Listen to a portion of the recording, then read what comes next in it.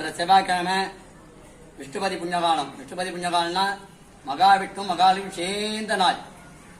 சேர்ந்து ஐக்கியமாக மார்பிலே மகாலட்சுமியானவள் மகாவிஷ்ணுவிடம் போராடி மார்பிலே தங்கினார். அந்த தங்கின நாள் விஷ்ணு வைகாதி மாதத்தில் புண்ணியகாலத்தில் மாதப்பிறப்பன்று. அன்றைய தினம் காலையில் எழுந்து குளித்து நீராடி 21 முறை பெருமாளையும் மகாலட்சுமி 21 முறை தளம் வந்தால் சகல பாவங்களும் போக்கக்கூடியது என்று சாஸ்திரம் சொல்கிறது. ஏகாததியை விட சிறந்ததாக கூறப்படுகிறது விஷ்ணுபதி புண்ணியகாலங்கிறது.